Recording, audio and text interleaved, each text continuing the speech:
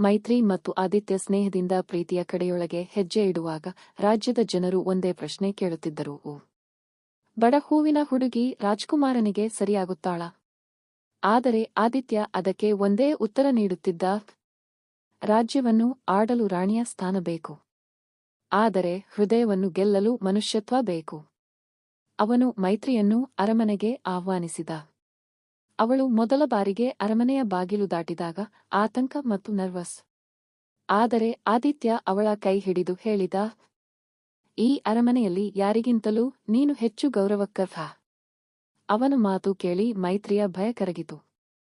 ಆದಿತ್ಯನೆಂದು ನೋಡಿದರೆ ಕೇವಲ ರಾಜ್ಕುಮಾರ ಅಲ್ಲ, ಅವನು ಅವಳನ್ನು ಸಮಾನವಾಗಿ ನೋಡುವ ಮನುಷ್ಯ.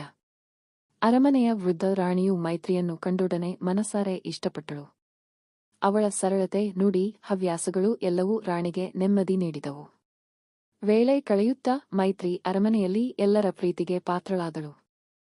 ಜನರು ಕೂಡ ನಿಧಾನವಾಗಿ ಅವಳ ಗುಣಗೌರವವನ್ನು ಅರಿತುಕೊಂಡರು.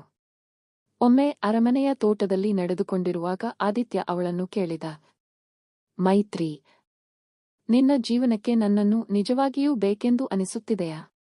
ಮೈತ್ರಿ ಅವನನ್ನು ನೋಡಿ ಹೇಳಿದಳು, ನನಗೆ ರಾಜ್ಕುಮಾರ ಬೇಕಾಗಿರಲಿಲ್ಲ. ಆದರೆ ನೀನು ಆದಿತ್ಯ ಆಗಿ ನನ್ನ ಜೀವನಕ್ಕೆ ಬಂದೆ. ಅದಕ್ಕಾಗಿ ನಾನು ಹೌದು ಎಂದೆ. ಆ ಮಾತು ಕೇಳಿ ಆದಿತ್ಯನ ಹೃದಯ ತುಂಬಿ ಹರಿದಿತು.